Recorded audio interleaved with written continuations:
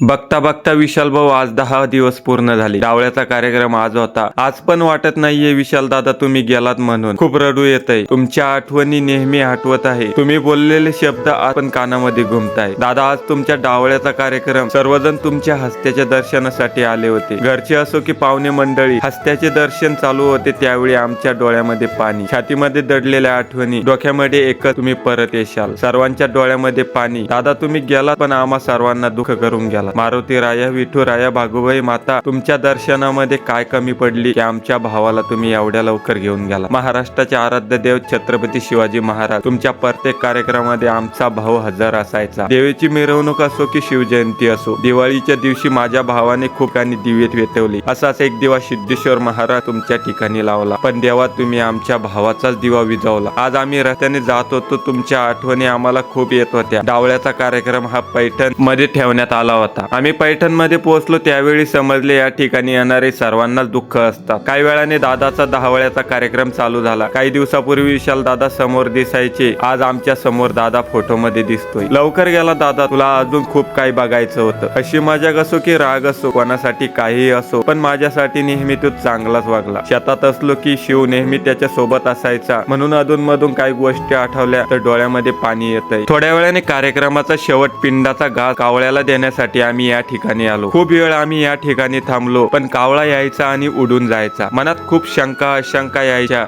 की दादा तुमच्या सोबत काय घडलं असेल. दादा सकाळपर्यंत चांगला होता आणि एकदम काय झालं असेल, अशा अनेक शंका प्रश्न मनामध्ये निर्माण होत होत्या. वहिनीकडे, प्रियाकडे आणि समा यांच्याकडे बघितलं तर डोळ्यामध्ये पाणी येत होतं. त्यांच्या मनामध्ये काय विचार चालू असेल, आपला नवरा आपल्यापासून खूप दूर गेलाय, त्यांना अजून पण वाटत नसेल आपला नवरा देवा घरी गेलाय आणि तो कधी परत येणार नाही. त्यांचं लक्ष कावळ्याच्या चोचीकडे, केव्हा कावळा पिंडाला शिवेल आणि मनाला शांती लागेल. खूप वेळानंतर कावळा पिंडाला शिवला आणि मनाला बरे वाटले. जे उरलं होतं ते गायला खाऊ घातले आणि पुन्हा पूजेच्या ठिकाणी आलो. हस्त्या नदीमध्ये वाहून द्यायच्या होत्या. समा आणि योगेश दादा हे पानवडे होते, म्हणजे विशाल भाऊला अग्नी टाक देणारे. समाच्या हातात हस्ती. दादा आणि समा हे निघाले नदीच्या पात्रात. माणूस मरण पावल्यानंतर त्यांच्या देहाचे 10 संस्कार करून उरलेल्या हस्ती म्हणजे त्या व्यक्तीच्या आठवणीचा शेवट. आज आमच्या दादाच्या अस्थि विसर्जनाचा दिवस. दादांच्या आठवणी अजून ताज्या, त्यांचं हसणं, त्यांची बोलणं, त्यांचे राहणीमान आणि घरात घुमणारा त्यांचा आवाज. आज त्या सगळ्या आठवणी एक अश्रूच्या थेंबामध्ये मावत नव्हत्या. वहिनी आणि छोट्या मुलांना बघून मन भरून येत होतं. पाणी शांत होतं, पण मनातलं वादळ मात्र थांबत नव्हतं. पाण्याच्या प्रवाहात मिसळलेला त्या जणू सांगताय, माझं अस्तित्व आता निसर्गात विलीन झालंय, पण माझं प्रेम, माझ्या आठवणी कायम तुमच्यात राहतील. म्हणूनच प्रत्येक अस्थि विसर्जन हा फक्त निरोप नसतो, तो असतो प्रेम, श्रद्धा आणि आठवणीचा अंतिम प्रवास. आयुष्यभर मेहनत करून कुटुंबासाठी जगलेला माणूस शेवटी या मूठभर अस्थिच्या रूपांतरात होतो.